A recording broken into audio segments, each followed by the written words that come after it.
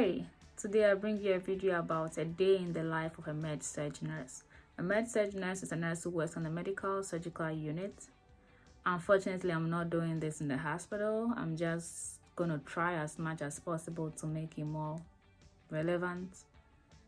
How the workflow is, how your day starts, and how it ends. I'm going to walk you through every single hour till your whole 12-hour day shift, typical day shift looks like, all things being equal. I might leave some things out, but I'll try and make it picturable as much as possible so that you who want to come work in the US will have an idea how a MedSurg floor looks like and what your rules are. Thanks for watching. Let's get into this video right now. A day in the life of a MedSurg nurse. So let's say this is a 12-hour shift, day shift, starting from 7 a.m. to 7 p.m. That is your 12-hour shift. This is what I'm going to walk you through. Obviously, because you're an inpatient nurse, you have to go a few minutes before 7 o'clock. Based on how you look up your patients before you take reports, you have to consider that time, your travel time, the time to find parking, the time you walk from the parking lot to the unit, to get dressed up, to start work and all that stuff. You factor all that in.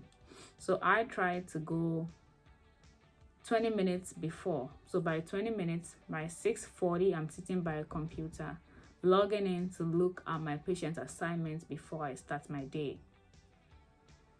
So I've arrived now. I'm sitting at the computer at 6:40 a.m. about to start my shift at 7 o'clock. So upon arrival, there's an assignment board where you see how many patients you've been assigned today to work with. So you see your name, the charge nurse, all the other nurses, the patient care tech, the secretary. You see all the names on the board and know who you are working with on that day and who the charge nurse is for your resources. So I look up my patients, I write them down quickly. So let's say I have 5 patients today. So let's say room 17 A and B, room 20 A and B, and let's say room 21. So that is 2 semi-private rooms and a single room, a private room. So 17A, 17B, 20A, 20B, and room 21. And the patients are assigned based on those working, the staff working. They look at how the assignment looks like and they make sure the assignment is fairly shared, fairly divided. They can't give you all contact rooms, where contact room means rooms that you have to gown up and go. Maybe the person has a contact precaution, the person is on a COVID precaution, and the person has ESBL, and you have to gown up before they go to their room. They can't give you a 5-patient assignment and all of them are going to be gowning up and going in all day. No, they mix the assignment. Also, they cannot give you all 5 patients that are all diabetic and you have to check all their blood glucose 3 times before breakfast, before lunch, before dinner. All your 5 patients cannot be 5 diabetics. So these are some of the reasons and examples they consider before they allot the patient to the nurses or assign the patients to you. They have to make sure it's kind of balanced and fair in a way. They can't give you all complete patients. Where complete means all of them are bed bound and they cannot walk and you have to do stuff for them. They cannot give you all 5 assignments where all of them are bed bound. They'll put 1 independent there, maybe 2 incontinent ones you have to clean up when they pee or have a bowel movement. So they blend it. They give you a mixture of everything and cut across for everybody. So you look up your patients. I'll see I have 5 patients. I go and log into the computer because it's a computerized system. It's paperless. So I log into the computer and I assign those 5 patients to myself. The system we use is the Epic. EPIC, the Epic app. EPIC, Epic, is what we use in taking care of patients. Other people use other brands in other hospitals all over. So I log into my Epic with my password that the hospital has assigned me, with my username the hospital has assigned me. Then I click on those patients 17A, 17B, 28, 20B, and 21. I assign them to myself. I print the list. It comes out of the printer. I take the list, and that list is like a little handoff paper that has the details you need to know about all these 5 patients.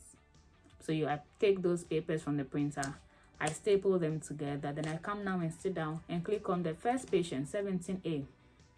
So I click on that person, I look at their name, their age, their diagnosis, the medications they are on, the procedures they've had in the past, the most current lab results, the procedures they are going to have today, the plans they have for them, whether they are from home, whether they are from a nursing home, whether they are going to go back home or go to rehab before going home or go to a nursing home.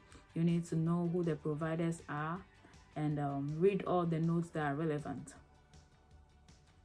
Let's say a patient came with liver cirrhosis.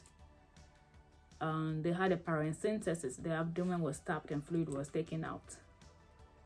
And you need to check their daily weight and see if they are getting edematous, if there's fluid entering their extremities and other places. So you have to check the most current daily weight.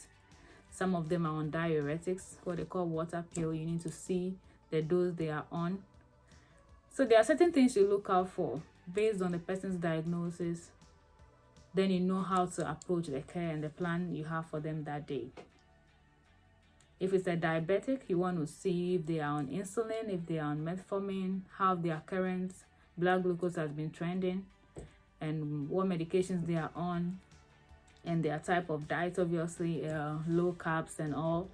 So you need to know what you are looking out for. That is what you do by coming early. So imagine if you had come late and you just go and take reports without reading all this. It throws you off from the get-go because you don't know the patients, so you don't have the relevant questions to ask the night nurse who was before you, who is giving you the reports. And as soon as they leave the unit, their shift is over. You cannot call them from home and ask them, oh, did you give this medication? Did you do this before going? You need to know what you're looking out for.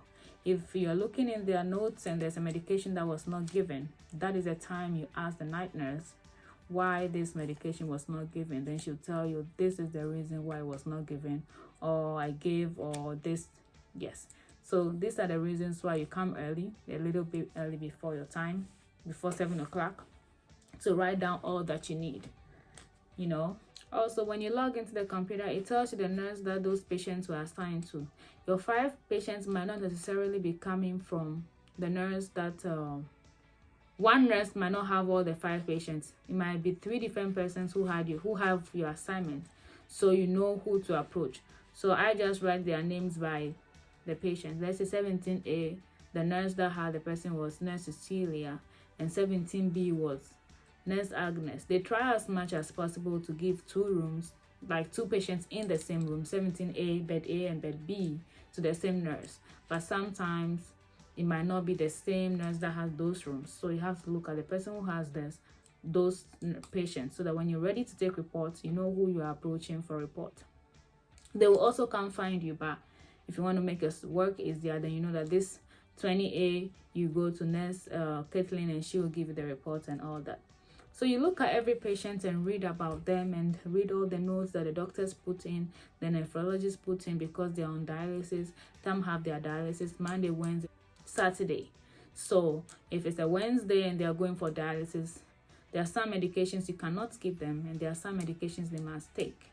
So you have to know and check if they receive those medications. If such a person has a low blood pressure and is on a medication, for instance, the person is on a midodrine tablet medication and they are going for dialysis, you have to make sure they get their midodrine tablets before going for dialysis. If not, their blood pressure is going to drop, they're going to become hypotensive, and you know the consequences already. So these are things you look out for and make sure that you can pitch in. If they couldn't get the medication because the nurse is behind, then you can quickly give them midodrine tablet to the person, because the person's on the first list for dialysis session and they're going to come and pick them at 7 o'clock. And it's when your shift starts. So you have to make sure that you solve that problem quickly before it becomes a bigger problem on you. Because if you don't get that medication and they go for dialysis and the blood pressure drops and they code in dialysis, you, the bedside nurse, have to go down to the dialysis unit and be present and tell them the little you know about that patient, even though you have not encountered the patient yet. You have not even taken report before all this happened. This is a very real life story I'm telling you because it happened to me. A patient went to dialysis and coded at dialysis and I had to show up there. So you have to come early and read and look out for all these little notes and know what to do. Yes, so let's say we've looked up all our 5 patients. We found the nurses, the various nurses. Let's say one person is giving me back all the 5 patients to make things easier and quick. So I have to take report on all the 5 patients. So she's going to tell me about what she was told by the previous day nurse who gave a report and how the whole night shift went for her and the things I need to know to start my shift. So I'll be taking little notes while she's talking. So this person is maybe bed bound. She's 2 assists. That means you need 2 people to turn them, to roll them, to clean them up, to change them if they are dirty and all that. You need 2 people to get them out of bed. That is something you need to write down so that you don't get them up by yourself for them to fall down. Also, they take their medication crushed in applesauce or pudding. You don't want to go and give such a person tablets whole to swallow because they can't swallow. That's the reason you crush their medication and mix it with some sort of applesauce and pudding before you give it to them. I hope you are following what I'm trying to say. So every information they give you are very, very important. So if this person takes their medication crushed and there's a medication that says EC, enteric coated, it must not be crushed, chewed, or divided. Then it's up to you to write it down. These are questions you're going to ask on ward rounds when it's 9:45 for rounds. Tell the provider that she takes her meds crushed, but this medication is an EC, enteric coated medication that is not immediate release. So do you mind changing it into other forms? Then the pharmacist is also part of the ward rounds. Then the doctor and the pharmacist consult together. And the pharmacist says, yeah, we have other options. The person can take the medication. Then they change it. Then you write it down for rounds. But we'll get to that part aspect. Yeah. So it's good to come early, read a lot, take detailed reports. Then it makes your workflow easier. So as I said, the person is to assist. You go in with somebody and knock it out and do whatever you need to do. But if you go there and get them up by yourself and they fall down, it slows you down. You need to write a whole report, write an RL solution, say what happened, what should have been done, whether there was bed alarm, whether you call for help. You're now going to slow yourself and put yourself an hour behind your busy schedule. So you've taken reports, then you come back. Some of us pull our medications in advance. So you take all the 5 people, their medication bin, and sort their medicines for that. Their 9 o'clock medications out for that morning. Some people use the other approach. They do the head-to-toe assessments on all their patients, come back before they sort their medications out. But I will talk about my approach. So I come back after the bedside report. Emphasis on bedside report. If they tell you that the person is a 2 assist and you just take that as gospel and you let the night nurse go home and you go in and here is the person on the floor. If you had taken a bedside report, you'd have seen them that they got out by themselves or they're on the floor or something happened. So it's good to go into the patient's room and see for yourself. Then you put your name on the board. Every room has a white body update. It has the doctor's name, nurse's name, you put the date, you put a plan for the day and the goal that you want them to do. Maybe drink more water or do more exercise or eat more and get out of here. You put a goal there, you update all the board, make sure the board is current for your shifts. Your name should always be on the board so that when the doctors are looking for you, they know who to talk to. When the family members are looking for the nurse, they know who to talk to. And also you have your pictures that you put on the door. I'll show you. So these are the pictures. So this one says, your nurse today is Priscilla RN, and this is my photo. And it has this magnetic thing behind it. So they just put this on the door. Put it on the door. so that they know the face they are looking for, the nurse they are looking for. Yes, so I think I have about 5. I think I have 4 here. So they put all the 4 on the rooms that have been assigned. So as I said, our room is 17A, 17B, 20A, 20B, and 21. So if it's a double room, they just put one in front of the door that leads to that room. So they put another one, and they put another one in room 21. So these are how it looks like. Then, yeah. Every unit or every floor with the type they use. But this is how ours looks like. Yep. So they put that this is your nurse today. So you need to update the whiteboard and put your name on the board. So after you take the report, the night nurse is gone. Then you start your shift. The night nurse is gone. You start your shift. You go in. My approach is go in, come back and put my paper and pen down. Go in and reintroduce myself. During the report, you tell them, oh, my name is Priscilla. I'm taking up after this person and I'm going to be your nurse from 7 o'clock to 7 p.m. Some people like to put the time by their name when they write it on the whiteboard, Priscilla, 7 to 7 p.m. But I tell you, I'm here for 12 hours. I'm here for 8 hours. I'm here for 4 hours and I'm going to be your nurse. So then I go in. You need to prioritize before you go in. So you look at all these 5 patients. Who would you like to see first? You prioritize based on the sickest. Sometimes you prioritize based on the fastest. So let's say 17A, 17B, 20A, B, 21. Let's say 21 is an independent person walking around doing his own thing in the room there. Let's say 17A is going for dialysis. And it's part of the first session. And let's say 20B is the sickest. She's on a telemetry, heart monitor, everything is going on. Ideally, if you want things to go fast, you go to room 21 because the person in there is independent. You just give him his tablets and he takes and you move on. But you need to set eyes on 20B because she's the sickest person. You need to check on the telemetry how the heart rate is going. The rhythm strips, you print the rhythm strips out, the EKG or ECG, the strips, you print it out for the day. Some do it at the start of their shift, some do it at the end of their shift. You print it out, do the readings, put the values in there and staple it in their chart before you start your day. Some of us do it at the end of the shift. So you want to go see this person. The person is on tube feed, you have to go and change it. So you have to prioritize, and prioritization will help you speed through your shift. If you start wrongly, you're going to be behind. So the medications, you can give them an hour before and an hour late. You can pass your medications 1 hour before and 1 hour late. So let's say the 9 o'clock medications, you can start them at 8 o'clock till 10 o'clock. You can give it an hour before, which is 8 a.m. because it's a 9 o'clock med, and give it an hour after. So let's say 10 a.m. So you have a 2-hour window period to give your meds. If you are running behind, you go beyond 3 hours because it's not going to be as ideal as it sounds. You go in, the patient is sleeping, you have to wake them up, get them out of bed. They are already soaked in urine. You have to clean them up before you get them up into the chair. They don't want to get up.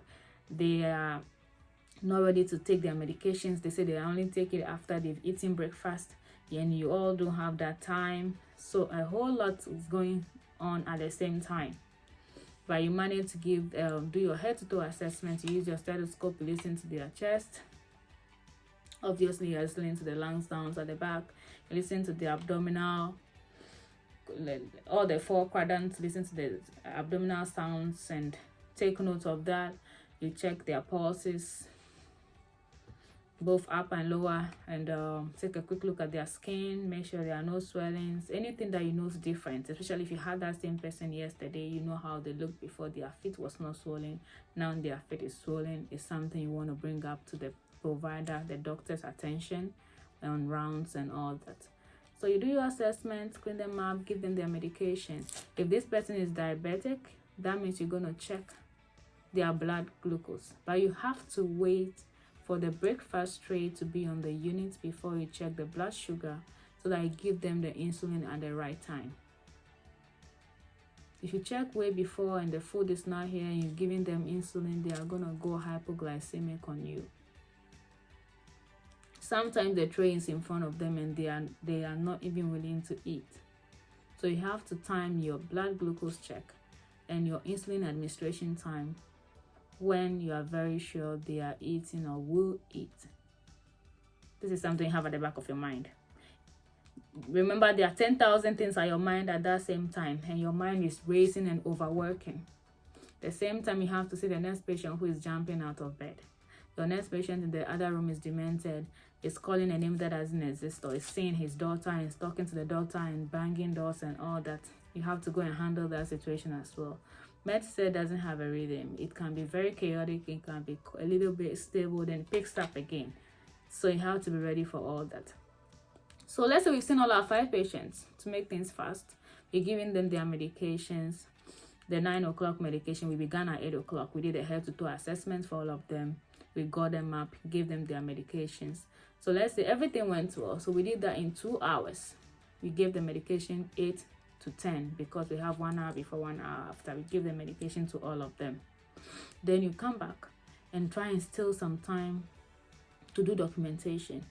But whilst you are between that 8 o'clock to 10, mind you, ward rounds is 9:45 a.m. So in between passing the medications, you're going to take a quick break, run to go and do ward rounds, where you have all the medical team members there, the pharmacists, the doctors, the charge nurse, the social worker, the case worker, the nurse, the physical therapist, and any other person there, the psychiatrist and all those stuff. Everybody is there. So you take turns as nurses, you go and talk about your 5 patients. They pick one name, 17A. Yeah, he's going for dialysis today, and after that he'll be discharged home, or he'll be discharged to a nursing home. Then the caseworker will say, yes, I've arranged for a wheelchair to come to be oxygen to be delivered at the bedside for us to take him home. They've sent a wheelchair or a walker to their house, and I've arranged for a ride. The pickup time is 10 o'clock or something. So you have to have that time down. If your patient's pickup time is 10 o'clock, let's say dialysis is 7 to 12. 4 hours, 11:30, the patient will be back. Pickup time is 12 p.m. So you have to know you are going to get a discharge, and you have to know you are going to get an admission again, because that person is going home. They'll come clean the room, and a new person is going to come, and the ride will come and pick that person. You have to know what mode of transport it is. Are they coming to the unit to pick up the person, or are you sending the person down to patient discharge to be picked up? You have to know all that. Print the discharge paperwork. Go through the discharge with the patients and all that. So back. Let's back up a little bit. So 9:45, we've come to ward rounds. Patient 17A going home at 12 o'clock after dialysis session. 17B will stay 3 more days to complete their antibiotic. 20A, we are going for a waiting guardianship hearing. They are going to court and all the legal stuff. So he's going to be here for a while. 20B wants to get discharged as soon as possible against medical advice. We are trying to let him know the consequences if he goes, what will happen to him. Then 21 is independent, and he will be discharged tomorrow. But his concern is he cannot go back home because his partner he's living with has been abusing him financially and taking his money. So they're trying to find an alternative accommodation, and so he's going to be here for a while. So all these informations are going to be said on rounds. If it's something that concerns medication, the pharmacist will step in and say they are bit, I'll change the medication because you can't crash it. It's supposed to be swallowed whole, so I'll change it to this. Yes. If it's something the social worker is arranging, like oxygen to be delivered to their home, she'll say where she's gotten to, whether the oxygen will be delivered today or tomorrow. If the doctor is changing some medication, you say they are bit, they look at the lab results. Somebody is going to be transfused because their hemoglobin level is 7.0. They put that order in. So they're putting all those orders in whilst we are all having that rounds. So by the time you move there and go and sit by your computer, there are a bunch of orders you have to follow. So some of the orders, you start them, then the provider discontinues the order. Then you have to forget about it. Let's say they say put a Foley catheter in somebody who has urine retention. Then you start. Then they say, okay, no, let's stop it and do straight cath. Every 8 hours, let's be straight cutting that person, meaning putting a catheter in, draw the urine every 8 hours, take it out, another 8 hours, go in again, do a bladder scan to see how much they are retaining and all that. So now you put a Foley in, you have to go remove it and apologize to the patient and tell them we'll be doing the 8 hours straight catheterization until you're able to void on your own and all that. So the others come in, they discontinue it or they update it. They have added something more, then you have to go and carry it on. It's a whole busy day. You're going up and down, everything is happening at the same time. So you've gotten some little time to do some documentation on all your 5 patients. So you're typing. Some like to document inside the patient's room where they are computer stationed. Some like to document outside of the nurse's station. Disaster when you decide to sit outside to document. All the beeping sounds are beeping. The patients are wandering. There's so much noise. The nurses, doctors are talking to each other. You cannot concentrate. Somebody's pulling you about your other patient who is doing this. You can't get any documentation in. So some of us stay in the room and do a bit of it. You do a little bit, then go, and do a little bit and go. If you happen to have a patient care tech or a CNA on the unit, then they can do vital signs for you. Sometimes you have to grab your own vital signs on all your 5 patients. So you're doing that. You're trying to give them the medication. You're doing an assessment on them. If the medications are IVs, different bags, you have to have a Laris pump and have all other channels that you can hook up your IV bag to, so that you can give them all those medications, because luckily for you, they have a central line that has 2 ports and they have an IV that has another entrance. So you have three routes to administer medication.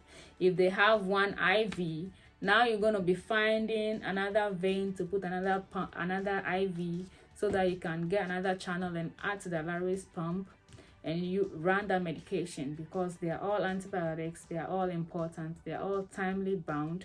So you can't wait for one that runs 4 hours to finish before you start another one. So if the person has stick, you are now coming to find a vein, struggle. You won't get a vein. You call charge nurse to come and try. They also try. You've all collapsed the vein. Then we now call the VAT team. That is busy. It takes them 3 hours extra to finally come and find a vein. Then put the IV in. Then you now hook the patient to the medication. They are moving their arms because the only vein they got is the AC, anticubital. So you just have to tie their arm on an arm board and begging them not to be bending and bending because the pump is beeping every moment. I'm giving you a real life scenario. This is what happens on a message. I am not exaggerating. This is actually a very controlled video I'm doing. It could be worse, and it always can be worse. So you finally give those medications. Then trust you have not done any documentation. It's 12 o'clock. Lunch is here. You have 3 diabetics in your 5 patient assignment. You have to quickly go and run and check all the blood glucose and give them the insulin. Checking is the most important because you have 30 minutes window period to give them the insulin. So if you're able to knock all the 3 out in 30 minutes, lucky you. Trust me, by the time you do the first person and the second person, the third person is done eating. Because nutrition has come with the tray, they've gone to pass their tray. Their job is to send the tray in.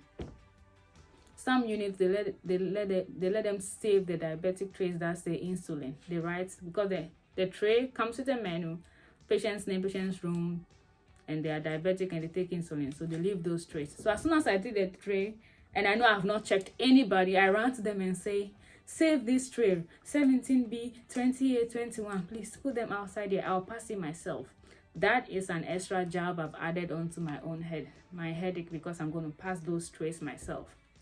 I'm going to give to the patient and I'm going to be opening myself just because I couldn't check the insulin and I don't want the tray to get to them before they eat, so that they will not eat before I come in and check my sugar. So I now have to do that and pass tray on top of my busy job. Sometimes you are in a room, the room is a contact room, the garbages are full, the trash cans are full, and the environmental service hasn't come to the room. You're not going to leave the room dirty. The person who trained me, kudos, she made sure I tidied the room before and after my shift.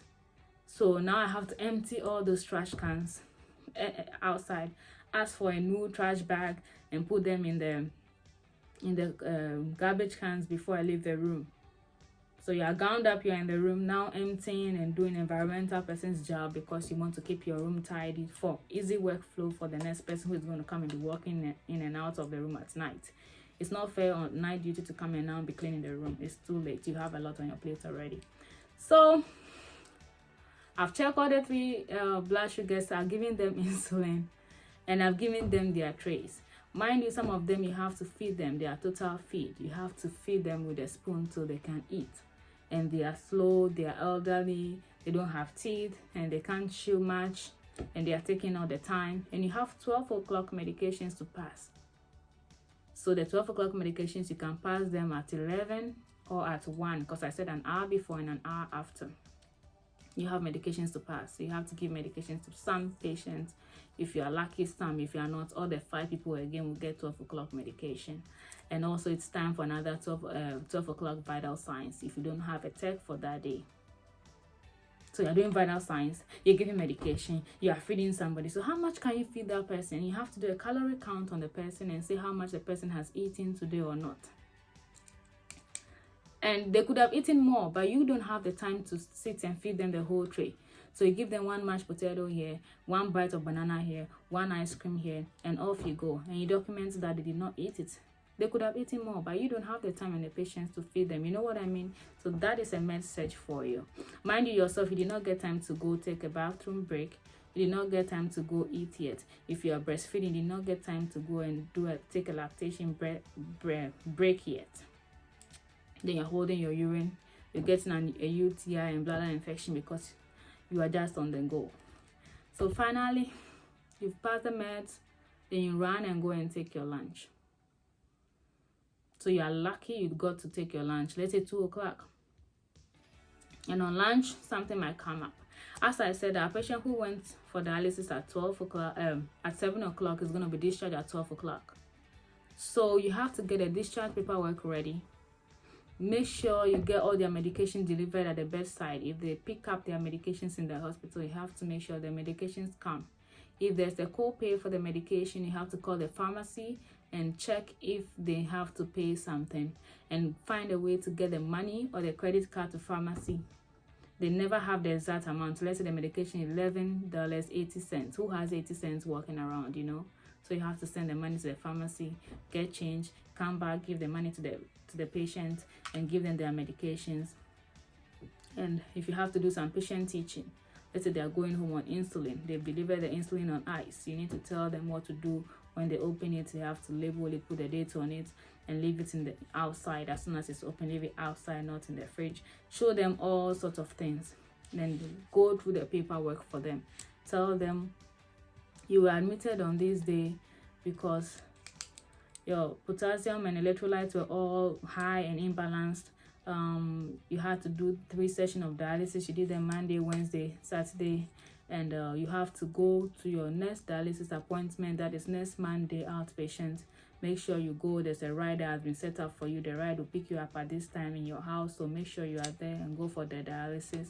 They put in a new AV fistula for a dialysis session, this and that and that and that. Then you give them the paperwork, give them the medication. Request that part. Request a wheelchair from transportation to come up and pick the patient. It takes transportation forever to come and pick up the patient. So guess what? Priscilla is going to go downstairs, find a wheelchair on the first floor, ground floor, come up with a wheelchair, get the patient, their belongings, their medications, go downstairs with the patient, put the patient in a wheelchair, wheel the patient personally myself down to the parking lot and make sure they enter their ride safely and come back with a wheelchair and put the wheelchair where you grabbed it. If you're lucky to have a tech to take the patient down for you, good for you. If there are no techs or there's one tech on the whole unit, one CNA and the person is stuck in another room, you cannot wait for them because the ride will leave if they don't find the patient within the next 5-10 minutes. They will leave. They showed up and there was no patient and they left, and you can't fault them because they are paid by the hour and all that, you know. Yeah. So as soon as the patient goes, Environmental comes and cleans that patient. Guess who is getting an admission? Priscilla is getting another admission. So when you have a discharge, it's actually a headache. Don't be happy. Make sure all of the 5 people stay there till your 12 hour. It's better for you. You know what you're dealing with. Because you don't know who is coming as a new patient, you know. So environmental has come, clean the room. It's already in the system that the room is cleaned. There's already a patient booked for that bed before the first patient even goes home. So you see the patient has been booked on the bed board that the patient is coming. This is the patient coming in. So you have to be quick. Get a paper that outlines what you're feeling for a new patient. So name, age, diagnosis. Then you look them up and see their labs, the ones that are off, if they were transfused at the ED before they are coming up, if they have an AV fistula as a dialysis person, whatever happened, you write all down. Then you call down. If you want to wait for the ED to call you, you're gonna be behind. So you call down and tell them, I'm ready to take a report on this patient coming your end. You give them the name, then you're on hold forever because they're now going to look for that nurse who is stuck somewhere too. So either they take a message and they call you back, or you call back again and check till you finally get to speak to the nurse and get a report. I'm saying this so fast, and I never knew I could get to this point, but this has become like a routine now. It's stuck in my head. Yeah. Wow. Wow. I guess I learned so fast in a very short time. Anyway, I hope you are following. So you take the report. They tell you this person came. We did this for them at the ED. They are able to take their medication this way. They work with a walker. They have money. They have $1,000 cash on them. They have a gold watch and one denture, upper lip denture. So you have to write all those down because you're going to receive those items, confirm them with the patient, count the money, make sure it is right, take them to the cashier's office and deposit it there for them till they get discharged and they pick it up and go. If you let somebody come with a belonging that you don't check and they lose something and you're the one who admitted them, it falls on you. The hospital has to pay for it. It doesn't look good on your record and all that. So the person has 3 wounds. A sacral wound, stage 4. They have one on their toe and they have one on their elbow. The last time it was dressed. If it wasn't dressed at the ED, get your dressing supplies ready, waiting for that patient, because you are going to do that wound dressing before you hand it over to the night nurse. So you've taken report.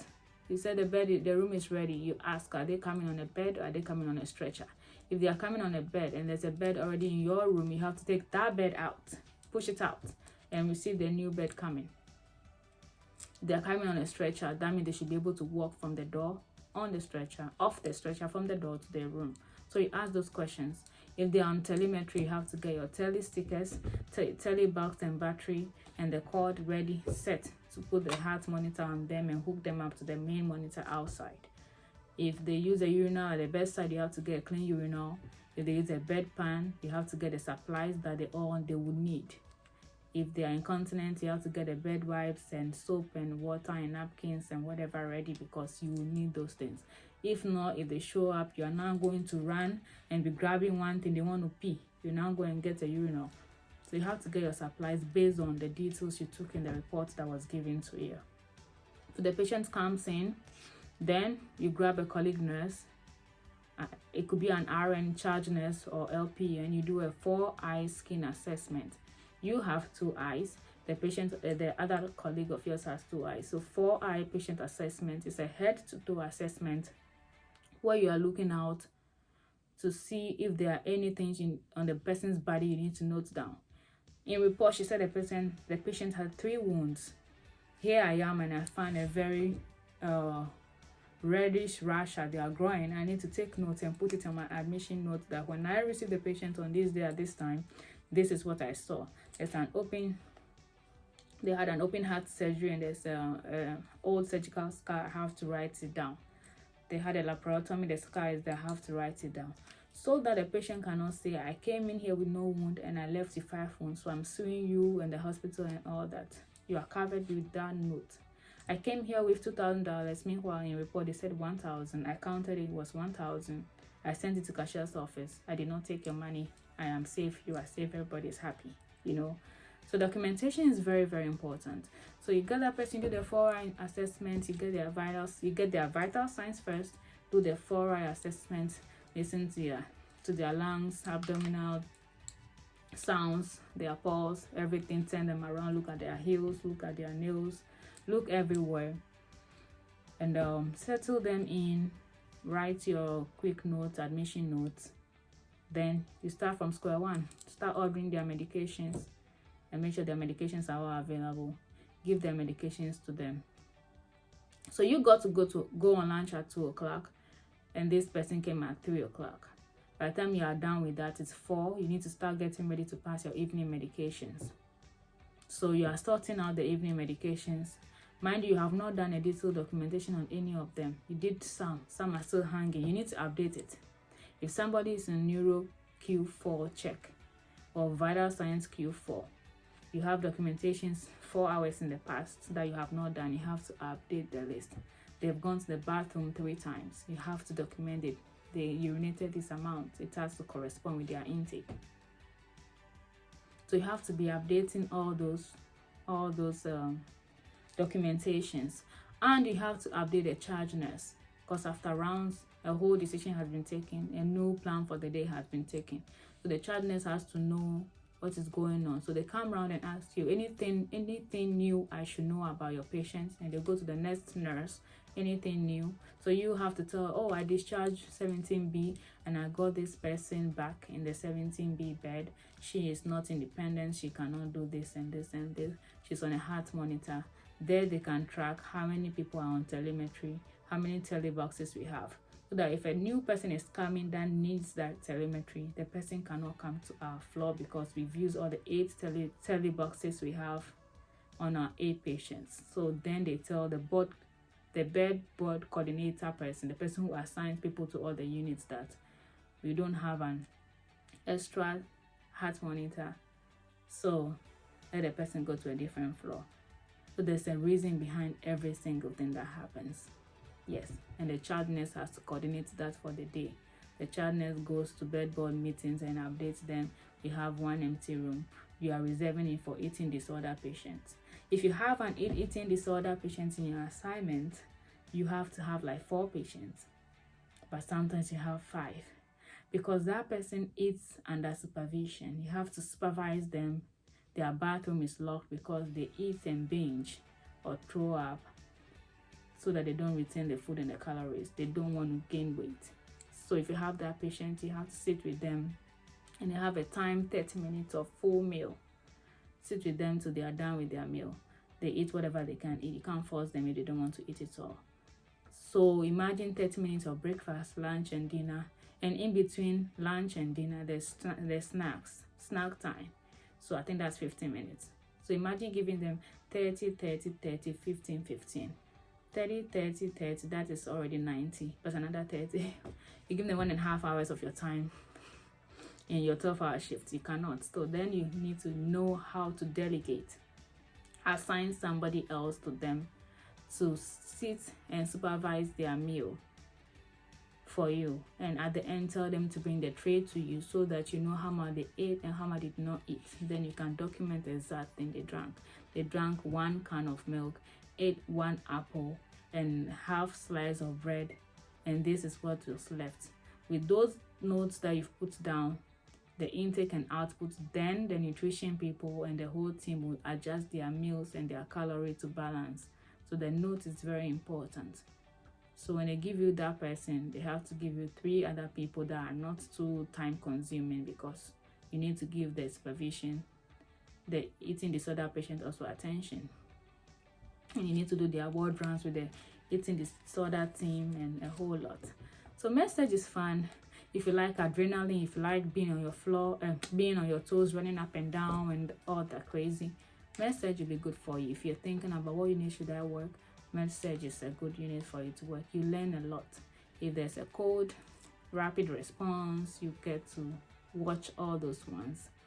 So where did we get to? So we've settled the new patients in. We are sorting out our evening medications. Normally I take a little bag of paper and then put the medications in and write their name on the bag, 17A. you write all the medications. And some of the medications are in different locations. So if it's in a pick 6, I write pick 6. If it's in a fridge, I write it, so that when it's time and I'm going into the room, before I take it out of the refrigerator, I don't want to take it and bring it outside for it to be sitting outside in the warmth for so long. So if you have to crash it, I write crash, then I crash. The ones that you cannot, if they are taking applesauce, you have to go to the fridge and grab applesauce, walk back, take a spoon and give it to them. So you write all the little things you need to know. If you want to go and clean them up, you write it, so that when you go to that room, you go with all the items, the cleaning things, plus medication, plus applesauce and spoon and whatever. Stay there, do whatever you have to do for them, and stock the room before your shift ends. If they are on tube feed, you grab a new tube feed. Make sure there are supplies of that kind of tube feed they are on. If they are Nepro cap steady, you have to make sure there are extra tube feed bags for those behind you, so that the tube feed will not run empty before they will be running helter-skelter, ordering one from the kitchen at night when the kitchen is closed. So you have to always have in mind and think about the people behind you. Don't just come and do your shift and go. Think about those behind, because they thought of you and place the wound dressing supply in the room. So our patient shows up with 3 wounds, so I have to look at the wound. Open, during the skin assessment, open every tape you see and look behind. People have tape that there's nothing under it. Then they say they have a wound, you open and there's nothing. Then you write what you saw. If it's a stage 4, someone takes stage 1, you look and it's all, you know how to categorize it. The wound care nurse's job is to stage the wound. It's not your job as an RN to stage the wound, though we've been taught and know how to stage a wound. You can look and write and describe in words what you saw, and put a wound consult in there and there for the wound care nurse to know there's a patient who just got to this unit last night and needs my attention. Put the location of the wound, describe what you saw, so that when they are coming, they know what to expect and where to be looking. If you say there's a wound consult in 17B, you are now making them go through from head to toe to look for that wound. For you know, the wound is on their scalp somewhere. So describe the location and make the other team members work easier. I hope I'm giving you a clear picture of how a MedSurg unit looks like. Are you ready for it? Ready for the adrenaline and the challenges? It was very different for me, because it's entirely different from what MedSurg unit was back in Ghana, where I schooled and trained. So I had to learn fast. I got a very good trainer too, thanks to her. She really taught me a lot.